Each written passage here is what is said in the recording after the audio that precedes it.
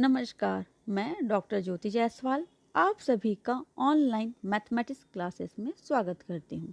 बच्चों, आज का हमारा टॉपिक है महत्तम समापवर्तक, जिसे इंग्लिश में हम हाईएस्ट कॉमन फैक्टर शॉर्टकट में एचसीएफ कहते हैं। बच्चों, इस वीडियो में हम एचसीएफ का महत्तम समापवर्तक का कॉन्सेप्ट जानेंगे कि इसका बेसिक कॉन्सेप्ट क्या है। ठीक है, इसके अलावा हम ये भी जानेंगे कि एचसीएफ निकालने की कितनी विधियां हैं और उन विधियों का प्रयोग करके हम एचसीएफ किस प्रकार निकालेंगे। अगर आप मेरे चैनल पर नए हैं तो प्लीज़ इसे सब्सक्राइब करें और बेल आइकन को प्रेस करना ना भूलें, ताकि जैसे ही मैं अपना वीडियो अपलोड करूं नोटिफिकेशन सबसे पहले आपको मिले। तो चलिए हम स्टार्ट करते हैं अपना टॉपिक। बच्चों, आपके सामने यहाँ पे एक टेबल शो हो रही है जिसमें हमने रैंडमली 3 संख्या उठाई हैं, जो हैं 48, 64 और 72, और इनके अपवर्तक इनके सामने लिखे हुए हैं। ठीक है बच्चों, अपवर्तक निकालना मैं अपने पिछले लेक्चर में बता चुकी हूँ, जिसका लिंक मैंने डिस्क्रिप्शन बॉक्स में दिया हुआ है। तो यहाँ देखिए, अपवर्तक से हम महत्तम समापवर्तक किस प्रकार निकालेंगे। तो यहाँ पे आपके सामने संख्याएं और उनके अपवर्तक लिखे हुए हैं। तो यहाँ ध्यान दीजिए कि कौन कौन से अपवर्तक कॉमन है, क्योंकि एचसीएफ जो है उसका हाईएस्ट कॉमन फैक्टर। तो सबसे पहले हम कॉमन फैक्टर निकाल लें, फिर हम हाईएस्ट ढूंढ लेंगे। ठीक है बच्चों, चलिए यहाँ पे देखिए 1 कॉमन है कि 1 तीनों में है। 2 भी कॉमन है, 2 भी तीनों में है। देखिए 3 क्या कॉमन है? नहीं, 3 कॉमन फैक्टर नहीं है। तो 1 कॉमन मिला हमें, 2 कॉमन मिला, उसके अलावा 3 कॉमन नहीं है। 3 को हम छोड़ देंगे। फिर 4 देखिए यहाँ भी है, यहाँ पे भी और यहाँ पे भी। 4 भी तीनों में है, इसलिए 4 भी एक कॉमन फैक्टर हुआ। इसके अलावा 6 चेक कीजिए, तो 6 भी कॉमन फैक्टर नहीं है। कॉमन फैक्टर वो होंगे जो इन तीनों रोज में हमें मिले। ठीक है, तो 6 को छोड़ दिया हमने। इसके बाद क्या? 8 देखिए यहाँ पे भी है, फर्स्ट रो में भी है, सेकेंड रो में भी है और थर्ड रो में भी है। तो 8 भी इसका क्या हो गया बच्चों? कॉमन फैक्टर हो गया। इसके अलावा हम क्या चेक कर सकते हैं? 12 तो फर्स्ट रो में तो है पर सेकेंड रो में नहीं है, तो इसलिए ये भी कॉमन फैक्टर नहीं है। फिर क्या आया बच्चों? 16 देखिए फर्स्ट रो में है, सेकेंड रो में है, पर थर्ड रो में एग्जिस्ट नहीं कर रहा है, तो 16 भी इसका कॉमन फैक्टर नहीं है। अब 24 को देखिए, 24 भी एग्जिस्ट नहीं कर रहा है। 48 हमने चेक कर लिया, वो भी एग्जिस्ट नहीं कर रहा है। इस प्रकार इसका जो कॉमन फैक्टर है वो क्या निकल के आ गया हमारे सामने? 1, 2 और 4, 8। ठीक है, 1, 2, 4 और 8।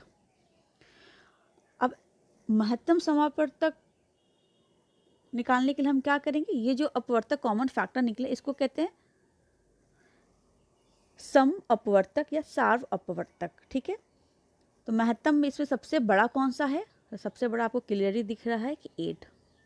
तो इन तीनों संख्याओं का, ठीक है, 48, 68 64 और 72 यानी 48, 64 और 72 का जो महत्तम समापवर्तक है वो है 8, क्योंकि सबसे बड़ा कॉमन फैक्टर यही है। चलिए एक और एग्जाम्पल से फिर से आपको क्लियर करते हैं। बच्चों, यहाँ पे देखिए फिर से आपके सामने एक टेबल है जिसके एक कॉलम में संख्या है और दूसरे कॉलम में क्या लिखी हुई? अपवर्तक। ठीक है, यहाँ पे आप कोई भी संख्या उठा सकते हैं। हमने यहाँ पे 3 संख्या ले ली है, वो क्या है? 36, 48 और 54। ठीक है, और इनके अपवर्तक हमने इनके सामने लिख दिए हैं। 36 का ये है, 48 का भी लिखा हुआ है और 54 का भी लिखा हुआ है। अब हमें क्या निकालना है कि अपवर्तक फैक्टर्स तो हो गए, अब इनमें क्या क्या कॉमन है, ठीक है, उन्हें हमें ढूंढना है। अब आप यहाँ पे देखिए, एक तो सब में है। ठीक है, तो एक क्या हो गया? कॉमन फैक्टर हो गया। उसके अलावा 2 देखिए, 2 भी सब में आ रहा है।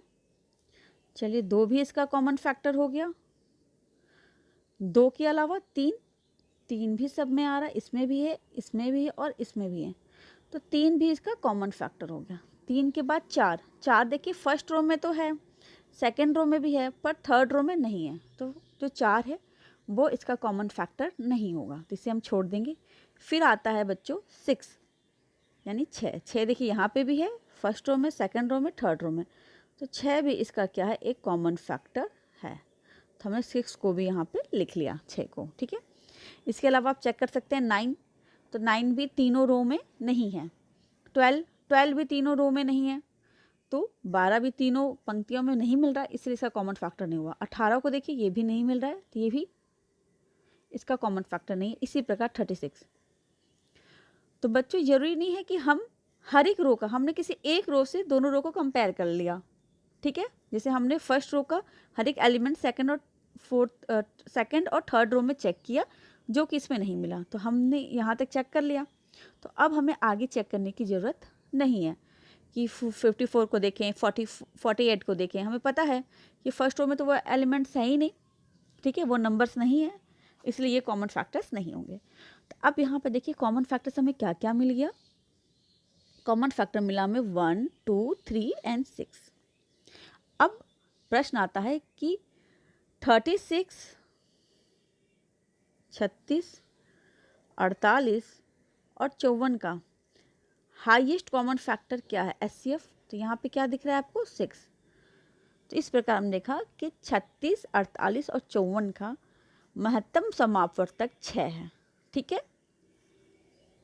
तो चलिए अब हम इसकी परिभाषा को समझते हैं। हमने कॉन्सेप्ट समझ लिया है, पर परिभाषा समझने से पहले एक बार जो एग्जाम्पल मैंने बताया था आपको, यहाँ पे इसको डिस्क्राइब किया हुआ है। यहाँ देख लीजिए, यहाँ पे सम या सार्व अपवर्तक, ठीक है, इसका सम या सार्व अपवर्तक हमने क्या क्या निकाला था, हमने निकाला था 1, 2, 3 और 6, 4 तो नहीं था, ठीक है।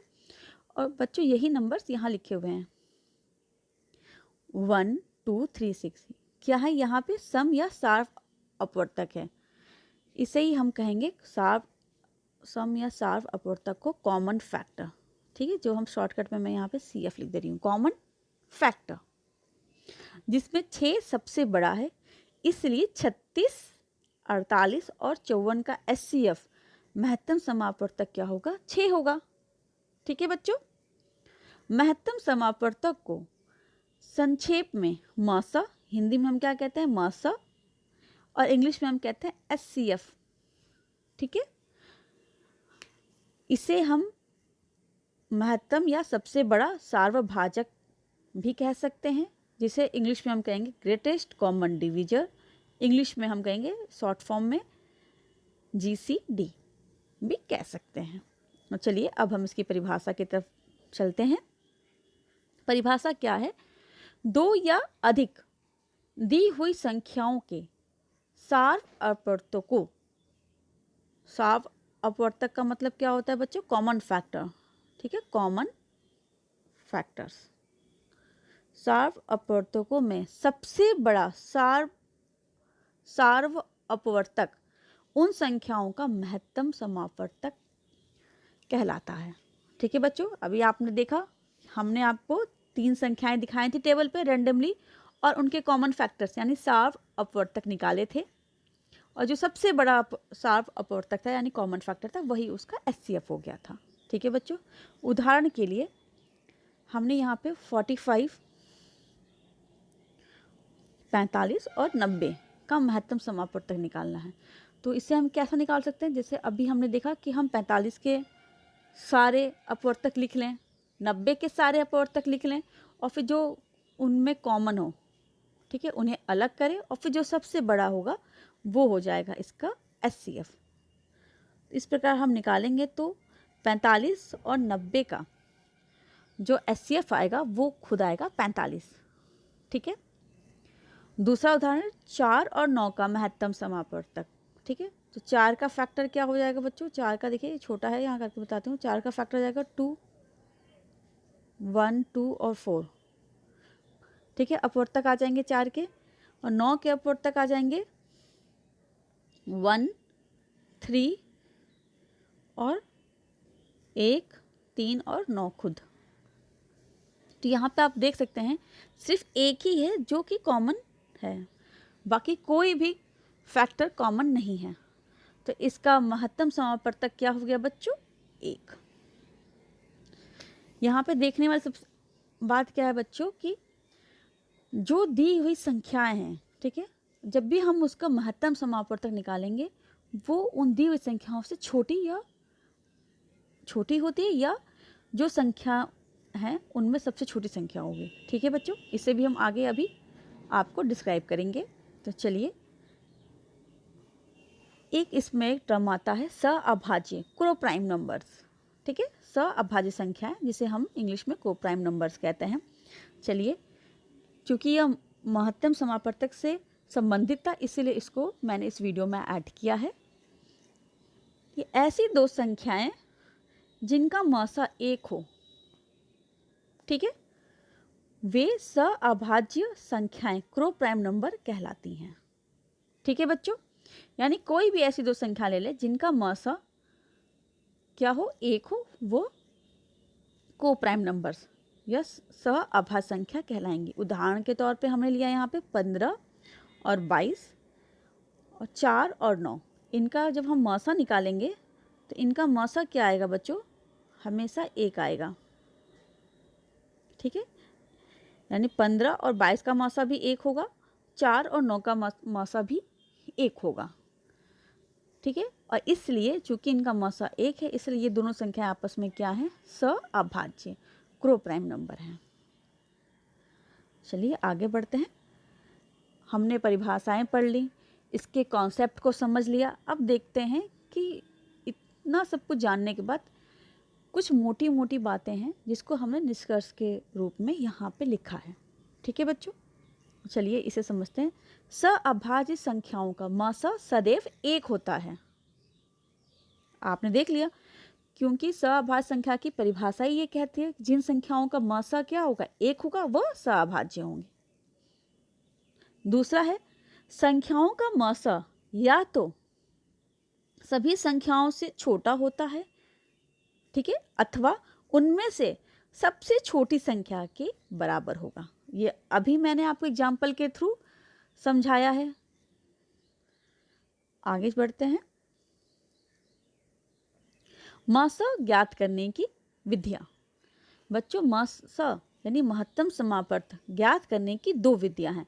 पहली विधि है अभाज्य गुणनखंड विधि, ठीक है, प्राइम फैक्टराइजेशन मेथड। दूसरी विधि है भाज्य विधि, डिवीजन मेथड। तो चलिए पहले हम पहली विधि के विषय में चर्चा करते हैं, अभाज्य गुणनखंड विधि, प्राइम फैक्टराइजेशन मेथड। यहाँ पर मैंने आपको जो लिखा हुआ है ये बस ये बताने के लिए लिखा है कि एक एक स्टेप को हम किस प्रकार करेंगे। ठीक है बच्चों, तो चलिए पहला स्टेप देखते हैं। सबसे पहले हम क्या करेंगे कि दी हुई सभी संख्याओं के अभाज्य गुणनखंड लिख लेंगे। ठीक है बच्चों, जिन भी संख्याओं का हमें मसा निकालना है महत्तम समापवर्तक, उन सभी का हम क्या लिखेंगे? अभाज्य गुणनखंड। तो सबसे पहले हम क्या करेंगे? सारी संख्याओं का अभाज्य गुणनखंड लिख लेंगे। उसके बाद हम क्या करेंगे? जो सबसे छोटा अभाज्य गुणनखंड है उसको चुनेंगे और देखेंगे कि वो तीनों संख्याओं में कितनी बार आया है। ठीक है, सबसे छोटा 2, 3, इस तरह से कोई भी एक अभाज्य संख्या उठाएंगे और देखेंगे कि वो जितनी भी संख्याएं दी हुई संख्या में उसमें कितनी बार आया है। जितनी बार आए उन सभी संख्याओं के गुणनखंडों में से उभयनिष्ठ हो उतनी बार हम क्या करेंगे? उसे उतार लेंगे। ठीक है, इसी क्रम में हम फिर बड़े अभाज्य गुणनखंड को चुनेंगे और वो जितनी बार सारी संख्याओं में आया होगा कॉमन। ठीक है, माने हर एक संख्या में वो कॉमन होना चाहिए, सर्वनिष्ठ होना चाहिए। सर्वनिष्ठ का भी मतलब बच्चों क्या होता है? कॉमन। उतनी बार हम उसे क्या करते हैं? उतार लेते हैं। उतारेंगे इस प्रकार हम क्या करेंगे? 4th स्टेप है कि जब हमने सारे गुणनखंडों को उतार लिया, ठीक है, सभी उभयनिष्ठ गुणनखंड यानी जितने भी कॉमन फैक्टर्स है सभी को क्या करना है? उतार लेना है। और अंत में हम क्या करेंगे? सारे अभिष्ट गुणनखंड को, जितने भी गुणनखंड होंगे उभयनिष्ठ गुणनखंड, उन सबको क्या करेंगे? हम गुणा कर लेंगे। अंत में सभी को गुणा करेंगे और जो गुणनफल होगा वही आपका क्या होगा? मसा आएगा। ठीक है, चलिए एग्जाम्पल के थ्रू मैं इसको और स्पष्ट करती हूँ। उदाहरण है आपके सामने, 144 और 198 का महत्तम समापवर्तक अभाज्य गुणनखंड विधि द्वारा निकाली है। अभाज्य गुणनखंड विधि को इंग्लिश में हम क्या कहते हैं? Prime factorisation method. ठीक है, इसमें अभी हमने देखा था कि हम सबसे पहले क्या करेंगे कि सारी संख्याओं का अभाज्य गुणनखंड निकालेंगे। अभाज्य गुणनखंड से संबंधित वीडियो मैं इसके पहले लेक्चर के मैं बना चुकी हूँ, इसके पहले, जिसका लिंक मैंने इस वीडियो के डिस्क्रिप्शन बॉक्स में दिया हुआ है। तो देखिए यहाँ पे मैंने 144 का अभाज्य गुणनखंड लिखा, जो है 2 गुणे 2 गुणे 2 गुणे 2 गुणे 3 गुणे 3। ठीक है, इसी प्रकार 198 का अभाज्य गुणनखंड आया 2 गुणे 3 गुणे 3 गुणे 11। सेकंड स्टेप क्या है कि सबसे छोटी अभाज्य संख्या चुनेंगे। सबसे छोटी अभाज्य संख्या क्या है बच्चों? 2। हमने 2 को चुन लिया। अब 2 जितनी बार कॉमन है उतनी बार हम क्या करेंगे? उतार लेंगे। 2 यहाँ पे भी 144 में और 2 198 में भी है, तो हमने 2 को एक बार उतार लिया। फिर जब हम दूसरी बार 2 को चुनते हैं तो 2 198 में नहीं है, तो हम 2 को छोड़ देंगे। अब 2 के बाद बड़ी अभाज्य संख्या क्या है? ठीक है, यानी प्राइम नंबर 2 के बाद 3 है, तो हम 3 को चुनेंगे। अब 3 जितनी बार आई होगी उतना बार हम उसे उतार लेंगे। जैसे 3 यहाँ पे भी है और 3 यहाँ पे भी है, तो हमने 3 को एक बार उतार लिया। फिर यहाँ देखिए 3 यहाँ पे एक बार और आया है और एक बार और यहाँ पे आया है, फिर 3 को हमने दोबारा उतार लिया। इस प्रकार हमने सभी उभयनिष्ठ गुणनखंडों को उतार लिया है। अब अंत में हम क्या करते हैं? सारे उभयनिष्ठ गुणनखंडों का आपस में गुणा कर देंगे। तो गुणा करने पे क्या आया बच्चों? देखिए 2 गुणे 3 गुणे 3, तो 2 3 6 और 6 3 18, तो इसका अभिष्ट मौसा आया 18। तो इस प्रकार हम अभाज्य गुणनखंड विधि द्वारा महत्तम समापवर्तक निकाल सकते हैं। चलिए एक और एग्जाम्पल से हम समझते हैं। उदाहरण है आपके सामने 120, 144 व 204 का मौसा अभाज्य गुणनखंड विधि द्वारा निकालिए। फिर से बच्चों मैंने आपको विधि समझाई है। तो पहला स्टेप क्या है?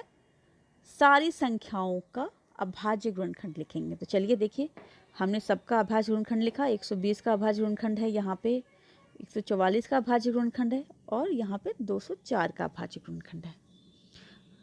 ठीक है बच्चों, दूसरा स्टेप क्या कहता है? दूसरा स्टेप बोलता है कि सबसे छोटी अभाज्य संख्या को हम चुनेंगे। सबसे छोटी अभाज्य संख्या क्या है? 2, और वो जितनी बार आया है उसे उतारेंगे। 2 यहाँ पे भी है, यहाँ पे भी है, यहाँ पे भी है।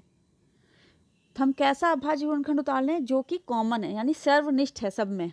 ठीक है, तो यहाँ पे 2 एक बार है, हमने यहाँ पे उतार लिया।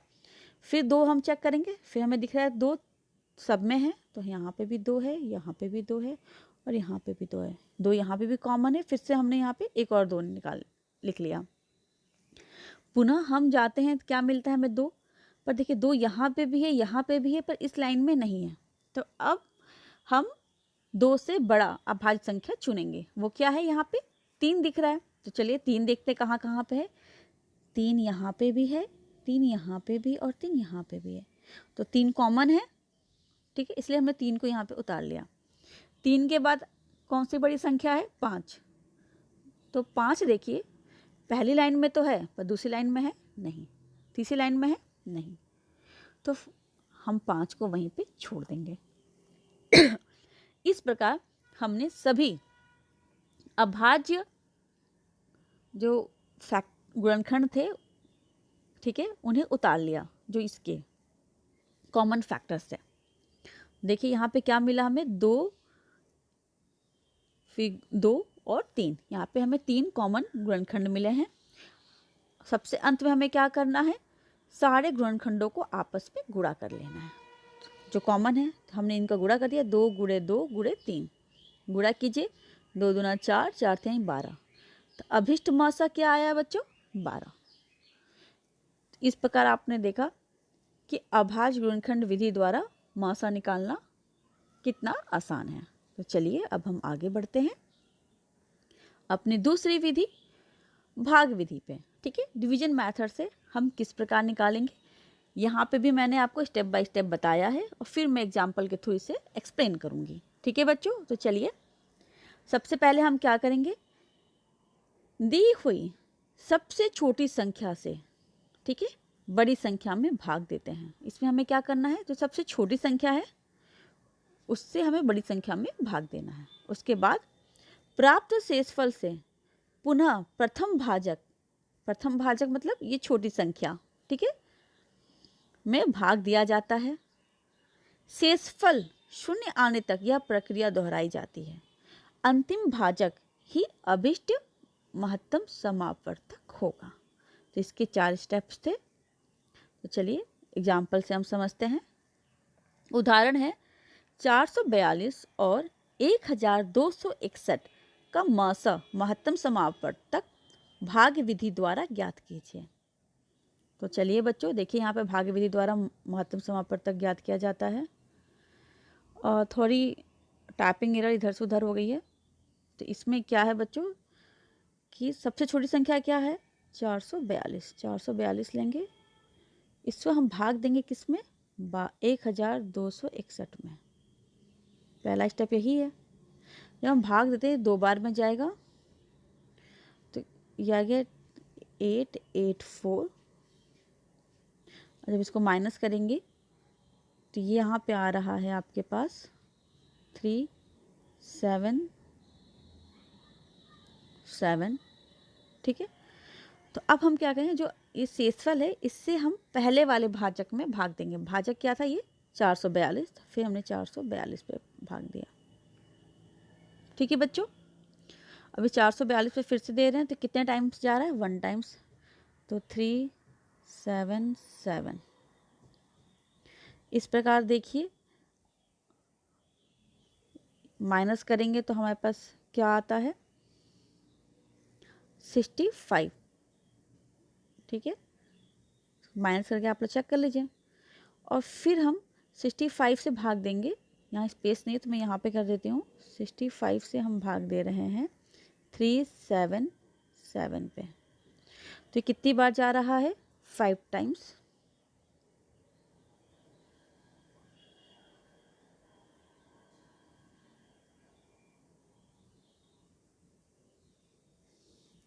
हम इसमें भाग देंगे तो कितनी बार जा रहा है बच्चों, ये 5 टाइम्स। तो 5 टाइम्स कितना आएगा, 325। यहाँ पे हमने लिख लिया। फिर यहाँ उतारिए आप, कितनी बार आपको उतरा, 52। और इस प्रकार देखिए हमने 52 से भाग दिया 65 में, तो ये कितनी बार जा रहा है, 1 बार में। जैसे यहाँ पे इस 52 को हम यहाँ पे लिख देते हैं 52, तो माइनस करेंगे तो 13 शेष बचेगा। फिर 13 से हम 52 को भाग देंगे तो ये हो जाएगा 13 चौको 52, ठीक है बच्चों। तो यहाँ पे शेषफल क्या हो गया, 0 हो गया।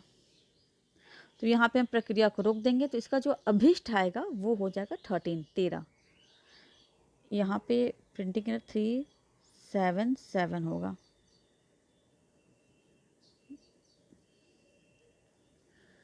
तो चलिए इसमें आपको समझ में आ गया होगा क्या करना है। हमें क्या करना है, सबसे छोटी संख्या को इससे भाग देना है, ठीक है बच्चों।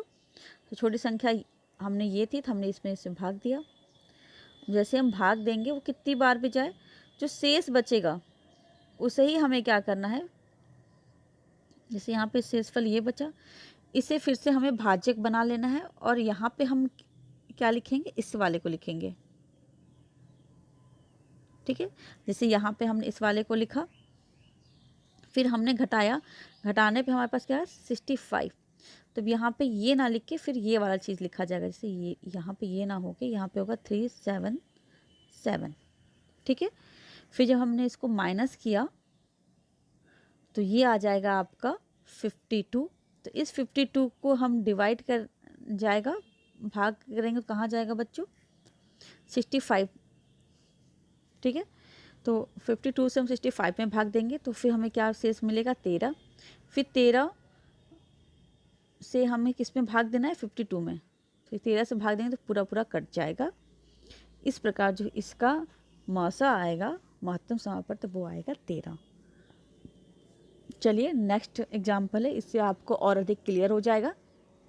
यहाँ पे आपके सामने 3 संख्याएं हैं, 1624, 522, 1276। इन तीनों का महत्तम समापवर्तक भाग विधि द्वारा ज्ञात करना है, ठीक है। तो इनमें सबसे छोटी संख्या चुनिए। सबसे छोटी संख्या क्या है? 522। तो सबसे छोटी संख्या से हम पहले भाग देंगे। किस में भाग देंगे हम? सबसे बड़ी संख्या में, तो जो है 1624। जब हमने इससे भाग दिया है बच्चों, तो ये यहाँ पे आ जाएगा आपके पास 522, 3 टाइम जाएगा तो यहाँ पे आएगा 1566। जब इसको आप माइनस करेंगे तो यह शेष बचेगा आपका 58, और 58 जब शेषफल बचेगा तो इसको फिर भाग देंगे हम इस वाले से 522 से। फिर 58 से हमने 522 से भाग दिया तो ये पूरा कट गया, यहाँ ना होगा यहाँ पे आएगा, तो शेषफल क्या होगा? 0। इस प्रकार 58 पूरा माइनस हो गया। ठीक है, 58 जो हो गया उसको जब हम भाग देंगे तो पूरा क्या हो जाएगा? शेषफल 0 हो जाएगा। अब चलिए कौन सी संख्या बच गई? 1276। अब इस 58 से हम 1276 में भाग देंगे। तो 58 से 1276 में जब हमने भाग दिया तो ये आ जाएगा, कितना जाएगा? 116। ठीक है, 2 बार में कटेगा ये।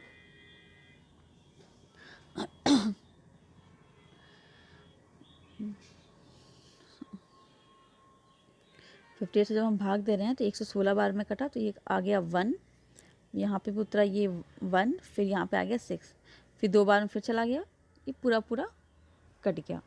इस प्रकार आपने देखा कि 58 एक ऐसी संख्या है जिससे भाग्य पूरी तरह से विभाजित हो गया। ठीक है बच्चा, ये थोड़ा सा टाइपिंग एरर हो गया है, इससे आप लोग भाग देख के एक बार अपने कॉपी में देख लेंगे तो आप समझ जाएंगे कि 58 आ रहा है। हमें करना क्या है? जो शेषफल आएगा उससे हमें भाग देना है, किस में? जो पहले जिससे भाग दे रहे थे। ठीक है, और यह प्रक्रिया हमें तब तक दोहरानी है जब तक कि शेषफल शून्य ना हो जाए। यहाँ पे देखिए शेषफल शून्य हो गया था। ठीक है, इसलिए हमने ये प्रक्रिया यहाँ पे रोक दी। उसके बाद इसी भाजक को हमने उठाया और इस जो बची हुई संख्या थी 1276 उसमें भाग दिया। तो हमने देखा जब हम भाग दे रहे थे तो ये 22 बार में पूरी तरीके से कट गया, शेषफल शून्य हो गया। इस प्रकार इन तीनों संख्याओं का जो मौसा होगा वो होगा 58। चलिए अभ्यास के लिए कुछ प्रश्न हैं, इसे आप देखते हैं। गुणनखंड विधि द्वारा मौसा निकालिए 144 और 198 का। ये आपको मैं करके बता चुकी हूँ अपने। ठीक है, इसके अलावा है कि दूसरा प्रश्न 13, 39 और 273 का मौसा निकालिए गुणनखंड विधि के द्वारा। ठीक है बच्चों, तो ये आप निकाल लेंगे। किस तरह निकालेंगे आप? कि इन सभी का हम सबसे पहले क्या करेंगे? प्राइम फैक्टर लिखेंगे। प्राइम फैक्टर, ठीक है, और फिर जो सब कॉमन होगा, जो जितनी बार आया होगा कॉमन, उससे हम उतारते जाएंगे और अंत में सबका गुणा कर लेंगे। तो इससे आप खुद करके देखिए। अगर आपसे सॉल्व ना हो तो प्लीज़ कमेंट बॉक्स में कमेंट करके लिखिए। अगर सॉल्व हो जाता है तो भी मुझे बताइए। तो आज के लिए इतना ही, धन्यवाद।